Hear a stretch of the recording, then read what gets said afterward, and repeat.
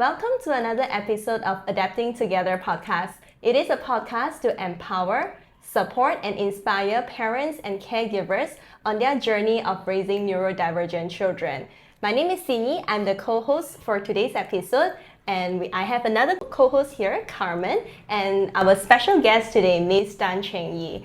We are very honored today to have Ms. Tan Cheng Yi, a Chartered Educational Psychologist based in Subang Jaya Medical Center, to be with us today. Thank you for saying yes to for our episode today. So today she'll be sharing her insights on how this profession supports children with autism and other learning disabilities in Malaysia. Welcome. Thank you. Yes. So Miss Cheng Yi, could you just tell us about your background and what did you do as an educational psychologist in Malaysia? Yeah. First of all, thank you for having me. Yes. Yeah. So let me tell you a little bit about myself. So as a Chartered Educational Psychologist, I work with children and young adults. I mean, also all the way from 2 years old to young adults. Yeah. As long as they are within the school remit, from preschool, primary school, secondary school, all the way to university.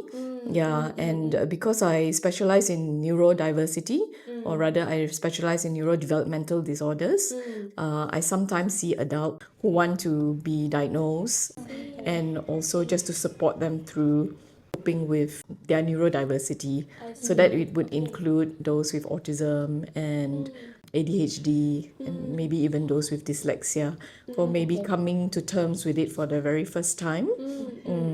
So as a Chartered Educational Psychologist, I think that's very rare. So maybe I can explain a little bit about what I do or where I got my title and qualification from.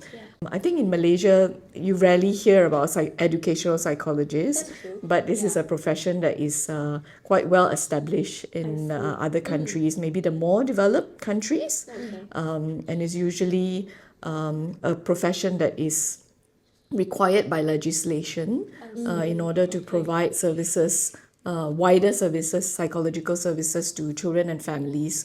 So usually educational psychologists would be sent to the schools to support the teachers and children that are having all sorts of learning, emotional, social, as well as mental health difficulties. Yeah, some educational psychologists, and sometimes they use the term school psychologist. I see. Yeah, interchangeably.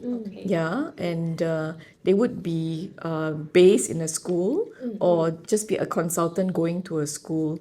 Yeah, and so in that situation, you may encounter all sorts of things. So usually educational psychologists are, first of all, trained as a psychologist, and then they specialize further in educational matters. So it's not just like diagnosing dyslexia or dyscalculia, but it's also across the range. So when a child is flagged up at the age of 2 or 3 years old and going into preschool, or at a different transitional stage, they're going from preschool to primary to secondary. In countries that have this service, they would require educational psychologists to come in and assess the child before they go to school.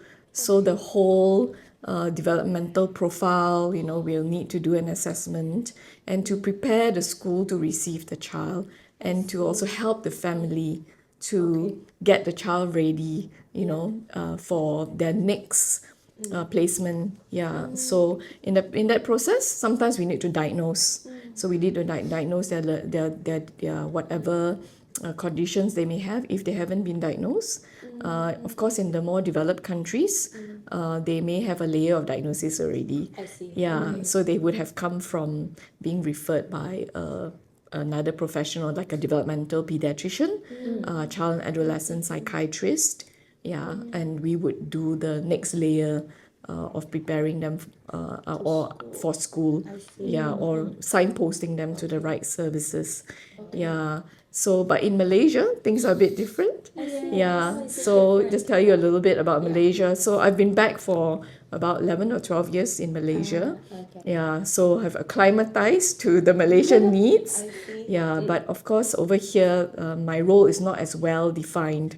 Yeah, so I have to kind of do a little bit more because there are no, sometimes we receive children or families that haven't been diagnosed, so it's our job to, if they're coming for the first time, seeing me for the first time, then it will be my role to do an assessment. Yeah, and sometimes a diagnosis.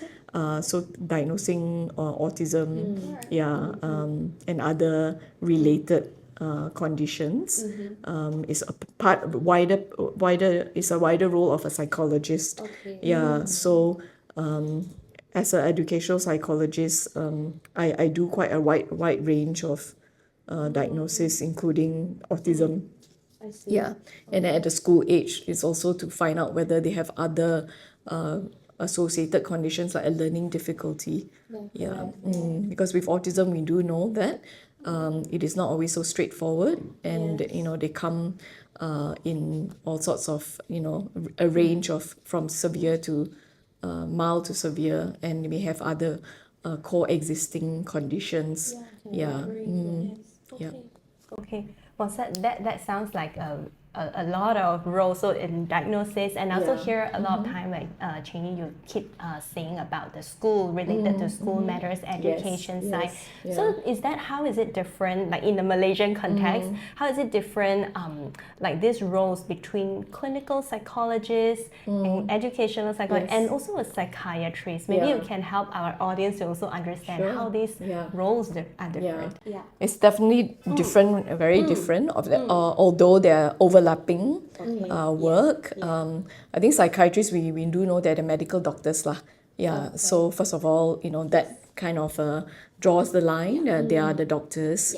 And then between the clinical and the educational, both are psychologists, but maybe the context in which they work may be slightly different. So I would say that a clinical psychologist will have, depending on their training and their background, they would work more within the mental health, I would say, situation or mental health cases, more than maybe the educational psychologists do. But I would say both are mental health professionals. It's just the emphasis or the focus. So in the UK, they may be working in a different context. So you see more often the clinical psychologists like in a hospital setting, whereas the educational psychologist will go to the school and into the community. So we go to the homes. I do home visits to visit the children at home, if they are not yet in school especially. But the clinical psychologist may be asked also to do similar kind of work. So it really depends on the service that you or rather the service you're looking for, as well as the center you're working with. So in my case, I don't deal with hardcore mental illnesses. So if people with schizophrenia, bipolar, I would rather not deal with it. But I have cases where someone with ADHD may be depressed or anxious, and a young adult who's coping with mild depression, anxiety, and that is something that we have the enough training to do. So I think in that sense, it that may be different shades, but there's a lot of work that actually is overlapping. Understand. And the clin psych may not have as much experience as the educational psychologists with school matters, since they work in a different environment. So when it comes to things like dyslexia, learning difficulties, or dealing with teachers regarding school-related work, transitioning from one school to another, I think maybe the educational psychologist would have more experience doing that. But not to say that they don't. I think it really, in Malaysia, I think the clinical psychologists take up the slack because of the lack of having The support of people. educational psychologists or school psychologists. So they also become experts in it over time. Yes. Yeah, thanks for the very clear explanation on the roles, differences in roles. Yeah, so for parents, right, who are considering a consultation, like from a professional like you, an education psychologist, what would the typical process for the parents to reach out? Okay. Typical, okay, so mainly the referral will come through a developmental pediatrician. Yeah, at the younger ones, maybe from 2 onwards, may come through. And because I work with a lot of pediatricians as well, general pediatricians, so they may refer when they see red flags in the children. Of course, schools, like you said, yeah, schools would refer, especially when the child hasn't had a assessment or a diagnosis. Yeah, so school will come, and also then parents will self-refer. So some parents, especially these days, they're very, you know, More aware, very savvy with yes, what is out there. Yes. Yeah, they will Google it, or they will talk to other parents. Yeah, center referral, I think that would be the fourth one. Like that, I think if I've got some children from you, yeah. So I think when other professionals have seen an area or need, they think that I can serve the family, then they will come through. But they can self-refer also. Self-refer. Okay, understand. Then in what, say for example, like cases like self-refer, like in what kind of situation that a diagnosis or reporting or consultation from an educational psychologist is required? Okay. So there are different situations lah. Yeah. I think school readiness will be a really big one, especially if they are preschoolers. So for school readiness, I think serve both parents and the school, purposes. So parents to know what they can do and whether their child is ready to attend school, and that means many things. But it also helps them to, because in Malaysia we got different options, and sometimes it's really mind-boggling. Chinese school, national school, international school, homeschool. Yeah, so I think having that opportunity to dialogue, doing an assessment to find the level of needs the children has will be important to be able to recommend better. Yeah, so spending some time and doing some diagnostic assessments in terms of IQ level and things like that is useful, like language ability. Yeah, so that would be one purpose. Yeah, school readiness. I mean, I think along the way, sometimes children get stuck. Yeah, and so we do not know what is causing them to be stuck, and sometimes schools and parents have tried different things, so they want to have a better understanding. So they may already be in school and they just want to have a better guidance. What else can be done? Yeah, and I think the last main ones is students are already in school and they want to have some kind of access arrangement, especially during major exams. Yeah, so major exams can be the format of the exams can be a big hindrance for some students who need, a little bit of an out-of-a-box way Some additional support, like of extra evaluation. timing. Correct, Okay, yeah. Extra time, or maybe typing instead of writing. Private invigilation, right? So they have quietness, a bit of supervised rest breaks. So these are the things that can be helpful to help them, so it won't be disadvantaged during exams. Yeah. Actually, I can hear a few things that you say that the parents come to you. So sometimes they come to you is for consultation, or they really will do an assessment. When is it an assessment that will be done, or when it's just a consultation? Correct. Yeah. So it really depends on case by case. Yeah. So it can be just a consultation. They just want to have advice. Yeah, and just want to be reassured. And sometimes parents are really doing the right things, but they just want to have another layer of somebody, to go through with. Yeah, so it may just stop at just that, a consultation. Or it could be, we need to find out more. Yeah, so we need to find out more, then it will be an assessment. If they've been referred by somebody, they're very clear cut. Somebody has done a layer of investigation and filter and say, you need to go and see an educational psychologist, then it will be very clear cut, an assessment. Yeah, it also could be a therapy. Yeah, so as psychologists, we run therapies as well, not just diagnostics. Yeah, so it could be a therapy like emotional regulation, or it could be anger management, social skills. Yeah, so social skills is one of the things that I've been quite passionate about, and I've been doing from the start lah. Yeah, so the emotional regulation and other things not as frequent, but when there is time, I do like that. So sometimes children come for that lah. Or psychotherapy, we call it, yeah, depending what you want to call it. So altogether, we have consultation, we have assessment, even therapy. Yes, and the fourth one, okay, I can't really help you very much, yeah, but I can refer you. Yeah, I can refer you to other people. So it's always a collaborative work, right? So we're always looking out to other people. One person cannot do everything. Yeah, so we have allies around us to help us. Yeah, maybe you can share a little bit about how does the assessment look like, is it like an hour thing, or is that involve any school observation or collaboration? Yeah. So it really depends, like case to case. Yeah. So in most cases, it will take more than one session.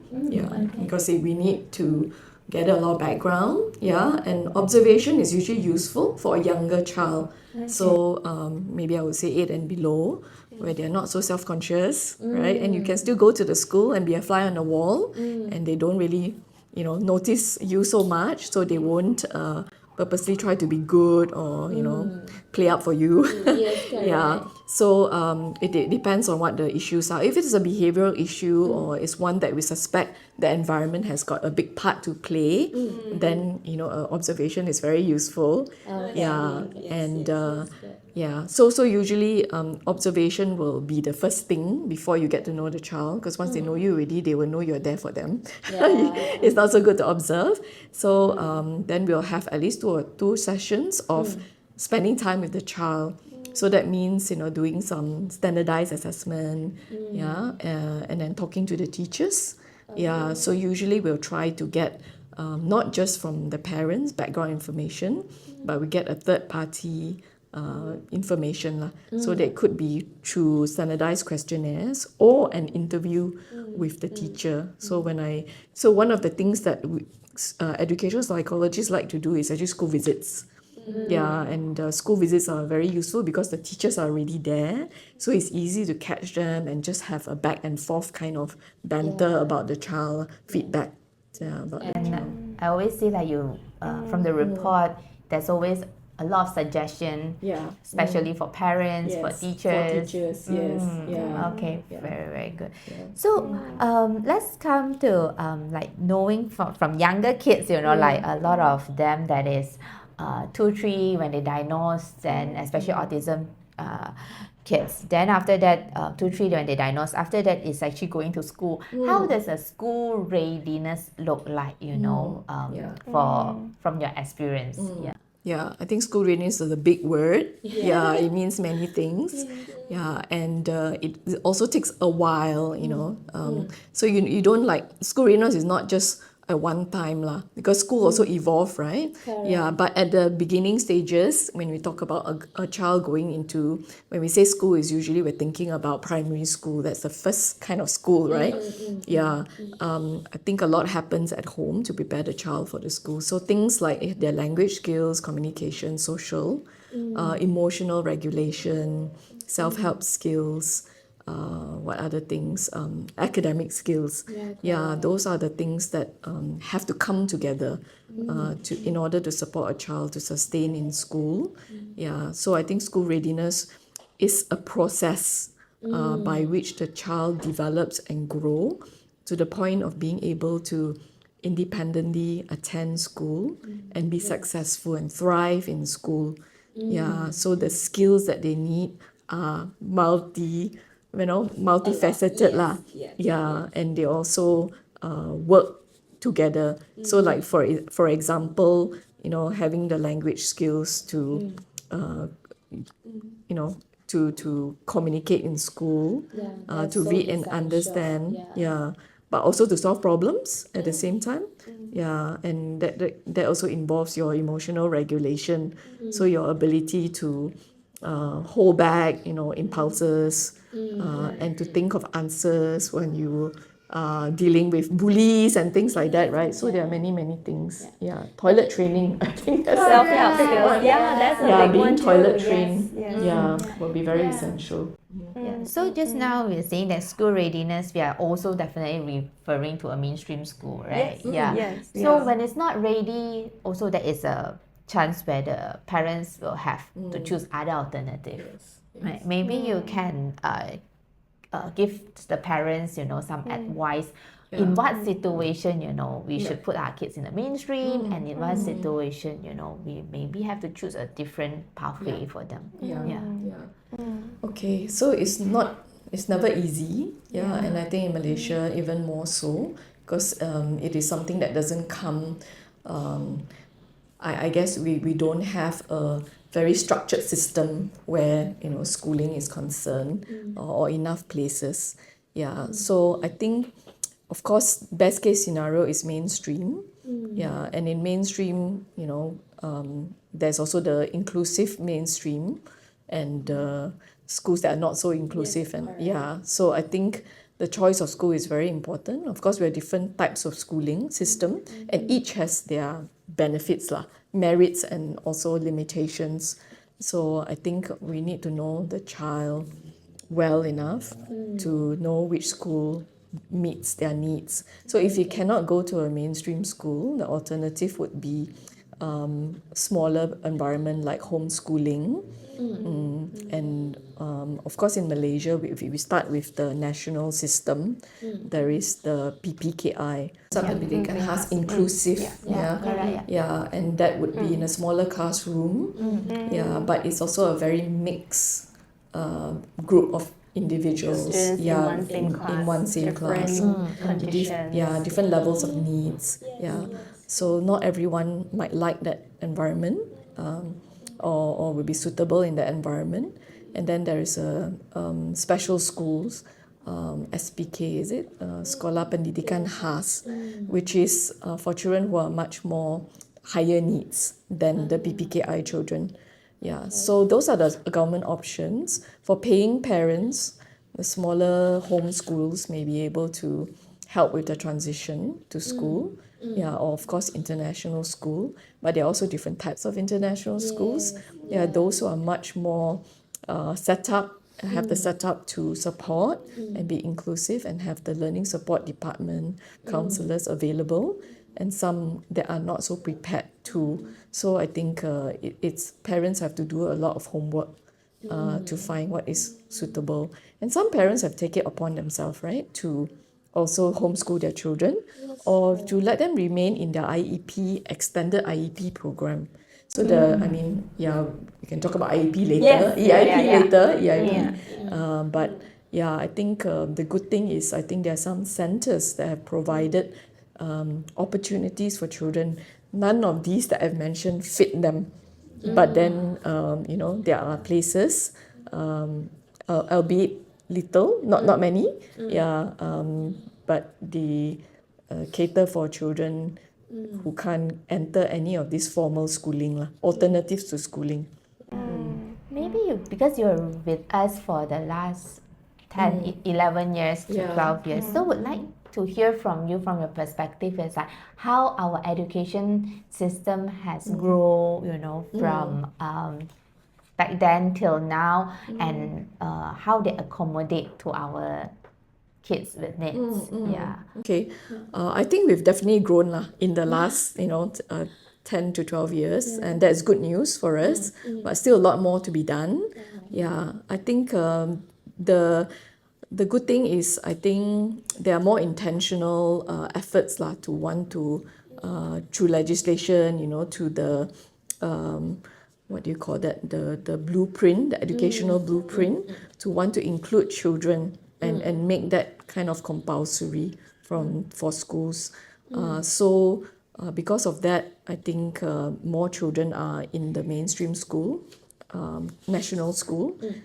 But I can also see in the last few years, especially after COVID, that the numbers have increased so much. I mean, that is universally what we are seeing, not just in Malaysia. So even the PPKIs and the SPA schools are inundated, too many numbers and too many children and not enough teachers lah. Yeah, so that's why I mean that still work needs to be done. Yeah. Also, when I first came back, I think there are very few centers. Yeah. But now we have many. Yeah. So the good thing is there are more places for children and more options. Yeah. But the drawback of that is the parents do not know where to go because there's so many options. Yeah. So I think again, yeah, that can, I guess, work in progress, right? Sometimes the child may act out and in the classroom, and also it's very hard to tell the reasons why. So as an educational psychologist, how would you differentiate all these behaviors and then also continue to support them in a school? Yeah. So between like when it's behaviors that's related to their condition and also, I think the behavior is a product of the child and environment, child factors and environmental factors lah. So you cannot really tease it apart. If you put me in an environment that's very boring, then I'm going to have to create some problems to entertain myself. Yeah. So I think teachers, they need to be aware, that the environment has to be suitable. So meeting the child's needs as close as possible lah. Yeah. So knowing the child's condition, that's where I think sometimes the diagnosis or some kind of evaluation to help the teachers understand, is something that will help pave the way for the child to be better supported. Yeah, so I think for autism, especially when we're talking about autism, specifically social and communication challenges, sometimes it goes beyond what the teachers have tried. So if you have tried your best to give clear communication, clear expectation, consistent routines. Those kind of things are universally good for children. Backing up, your instructions, making it not too long, not too short, so to capture their attention. That benefits all children.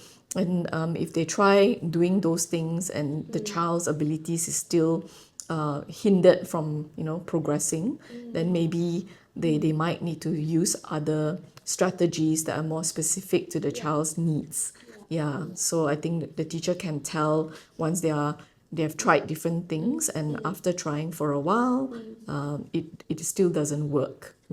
Yeah. I think we can also relate a little bit from our work, because I'm a behavior analyst. So for those kids who are already in a school, maybe have some behavioral concerns, then a part of our job would also be going to school and do some school observation. And then, so I can relate when you start to say what is some classroom accommodation that can better support our children, or some class-wide intervention that the teacher can help out. Great. It's definitely a give, and I mean it's a two-way process, isn't it? Because I think the teachers have to be understanding that if the child has autism, then they also cannot expect them to function in a typical classroom without any slight modification or accommodation.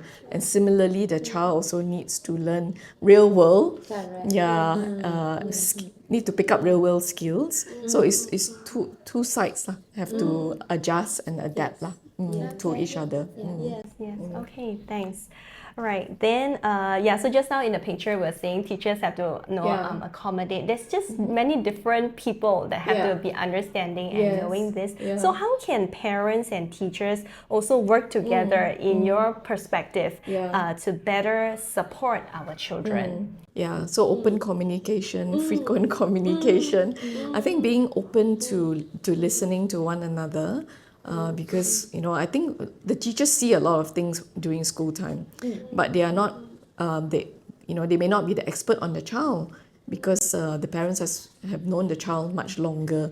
Yeah, so both sides need to listen, and I think bringing things up early, right, before it kind of brew into something else. You don't know what is the origin, so nip it in the bud. So if you have any concerns, I think it'd be good to bring up those conversations with the teacher and be open and not, I think you close the doors when, you show too much of resistance, emotions. Yeah. So I think. I also thought of any advice maybe you can give to the teacher who is actually teaching a child now, that is a bit difficult, challenging, what is something that we can give to the mainstream teachers? Okay. Yeah, I think observing what's happening, any triggers and the environment in which the behavior often occurs. Yeah, maybe check in with other colleagues, because if the child is being taught by more than one teacher, maybe they have experienced the same thing. Yeah, so I think if there are patterns in the behavior that they have observed, like it's always after lunchtime, or if it's always when the new teacher, relief teacher is there, something like, or the parent have gone off to work, and it affects the child Change of school, emotionally. family dynamic. Correct. Yeah. So yes, changes in circumstances, right? Or the child sometimes is sick and unable to tell, feeling unwell. So I think if there are some patterns that we can see which are not so obvious, that might be a first place to try and see whether they can relate, connect that to anything. And if there's something that they can do in terms of solving it within the school, I think they can try. And then definitely involve the parents if if you're trying and it doesn't work. And be ready to listen. I think that I sometimes think that we jump to conclusions very quickly, or we tell our solutions very quickly. So maybe we need to learn to listen more, and then only to give our I think listen opinion. also can find out more about what's the reason. So active behind- listening. Yes, practice active listening. Active listening. So listening to with intentions, with the emotions, and what they are really trying to say. Yeah. I like your suggestion. I think it's very helpful, like telling the teacher, so it's not like a behavior immediately, it's like a quick fix that needed to be done on the spot, right? So a lot of time we need to know that what is the cause and everything, study the whole case. I like the idea of even involve other colleagues, you are not alone, that kind of thing, right? Involve the school, whosoever, even the counselor in school and all this thing. So I think at the end of the day, also benefit the teacher themselves. Absolutely. Right? So we learn so much from the children that we work children. with. Yes. Because everyone is different, and so definitely. Because I also have experience that when the teacher actually have one or two experience teaching kids on the spectrum or special needs, they are more confident to handle the next one. That's right. They just take it in their stride, right? They're not so anxious. I think jaga your own emotion is very important, right? To manage your own emotion expectations. It starts with that. Otherwise, when we are panicking or we are worried about our own being judged by our performance and things like that, it's difficult to be objective. Definitely. That's good. So like you say, I know that a lot of parents now may be thinking I should send my child for education psychologist, get assessed, know my child better. But I think that in this field, really very limited resources that we have. Do you know any hospital or from the local resources that we can actually also have an education psychologist contact and things like that? So like I say, I think in Malaysia, how things have evolved is that many of the clinical psychologists, special needs teacher, therapists have also equip themselves with knowledge of how to support school-related matters, and so I don't think I'm the only person that can do this. So I do think that when it comes to like psychoeducational assessments, any hospitals with psychologists, they can actually go, except that they might be a waiting list a longer waiting list, and they may need to be referred by a doctor. So that would involve time. I think if the places like NASOM, centers like ADAPT and other places that can give a good enough assessment, even if an educational psychologist assessment is not it's not like a hard and fast rule that you have to have this at-site assessment before they can go through, although some schools may request of it. Yeah, I think the more important thing is you want to know enough to be able to support your child and get them school ready and help them to thrive if they are already in school. So any place that can provide that kind of service to either assess or to give you the advice so that you can move the child forward in small steps, would be good. Would be somewhere you can go to. Yeah. At the end of the day, I like the word you say, thrive in a school. Yes, So at the end of the yes. day, we really hope our kid can continue to do Yeah. more successfully in a school. And on that note, because what is thriving and what is stopping them to thrive, it really differs from one person to another. I mean, at different stages, they need different things. Yeah, so it could be that they are already in school, but the level of academic demand has just increased. Yes, Yeah, or they're growing older and their social demands are increasing, and they don't yet have the skill to cope with those demands. So at that point, they may need to go for an assessment to see what areas, where are the gaps, and what can they do about those gaps to help them to go up to the next level. Yeah. Maybe you can also give us a bit of advice that, like just now you mentioned about when the academic getting harder, more difficult, it's not easy. They already come to the Yes. maximum of Yeah. of their capacity, their learning ability. Yes. So how we can actually advise the parents to prepare them, for future independent learning, or vocational setting. Yeah. Yeah, that's right. So every child journeys and move at a different pace lah.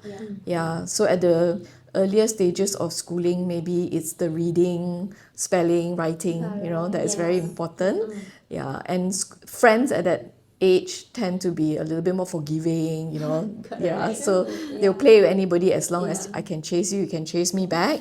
So low level needs lah considered, but as they grow higher, the literacy demands may be higher, the writing, so I think at that stage parents may need to evaluate, and some children, they unfortunately come to a plateau, or they have, after a certain stage, they may slow down on their abilities, and you may start to see that they struggle with the higher level learning, especially in secondary school, where it's a bit more independence is required and much more abstract problem solving. So I think sometimes parents at that stage may start to question what's the next stage. It's usually that is the upper primary and beginning of secondary. And that is where we may have a dialogue, a conversation about what are the other alternatives. So again, sometimes not everyone is academic, right? correct, yes. Built to be strong in academic skills. So we have to be open-minded also to consider some more vocational pathways. So I think usually in Malaysia is post 16 lah. But some children may need it earlier. So I think getting the advice from the teachers, and also maybe having an assessment done to see, whether they have the potential to go on further. Maybe a step that they want to take. And if they need to go for vocational schools, then it's not easy, I would say, for many parents in Malaysia. There is a perception among the Asian community lah, that might be a what do you call it? A fallback. Not the first choice, right? Not as good. But actually, if you think about it nowadays, a lot of our needs are like plumbing, mechanic, more skill-based. And many of our local graduates cannot get work. So maybe it's time to also shift mindset, right? I think important thing is you want the child to continue to grow. Right, to grow, to learn, and to develop the life skills. So whether it is academic pathways to become a professional, or having a vocational pathway whether it is open employment or whether it is supported employment or sheltered employment. I think the child need to feel that they have the capability, a purpose in life. Then when they are able to do something with their hands or able to contribute, they will have a better self-esteem. Yeah. So I think parents have to think about these other alternatives and provide what is necessary. Forcing them to go down the academic pathway can be very stressful. And I often see that, if they're not well supported and if that's the pathway, that they're not so well built to, to withstand this kind of more academic pathway, then they may become anxious or, depressed and have stress, meltdowns, mental health meltdowns, behavior meltdowns. More concerns. Yes, more concerns. Yeah, especially in the teenage years where it's more than academic. It's a lot of the social environment, the jarring difference between maybe their child and the typically developing teen. They may be going into all sorts of dating, romantic relationships, or even talking about a lot more topics that are teen related lah. And then our children on the spectrum may not be able to catch up because their social emotional development is slower. So you find that they are able to relate and connect with the peers. Maybe Cheng Yi, you can share a little bit also the sign of, the parents can observe when a child that is anxious and a child that even in a depression, because our kids are not so expressive, right? Maybe from your experience, what you actually observe or experience before hear from the parents before. So anxiety and depression can also happen with younger children, right? But if I start with the school age, I think one of the most common thing is psychosomatic symptoms. So there are symptoms that you feel in the body because of a mental stress lah. So stomach ache, headaches, feeling lethargy, refusing to eat, changes in this kind of behaviors, physical manifestation, can't sleep, and I think it can lead to school refusal. So unhappiness about going to school or refusing totally to go to school, will be one of those signs. So I think it'd be good to look out for this kind of behavioral changes. Even night terrors, biting fingernails, those are all the physical manifestations. Crying, for secondary school children, they might be withdrawal, becoming more quiet. Again, similar to younger children, psychosomatic symptoms.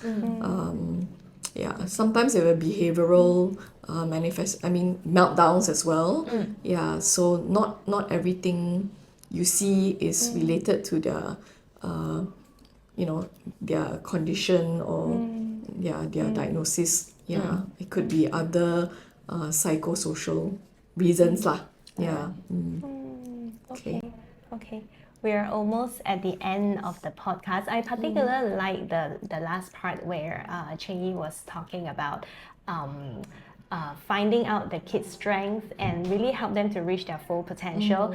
Doesn't matter, it has to be like a traditional pathway or parents to be more open up to really look into what your child can do and help them to reach their fullest potential. Okay. Thank you for being with us today. Thank you. And really generous in sharing your knowledge and also experience. So for those who tune in, this conversation, I think, we hope that you get a better understanding in how an educational psychologist role in a deeper and practical way today. Cheng Yi has shared so much, like from her role, like from making diagnosis up to a different assessment, and also to long-term planning. Okay, so if you have any questions about today's conversation, feel free to reach out to us and send us a note if you have any concerns. Again, thank you so much for today's conversation. Privilege. Thank you. Thanks. Thank you.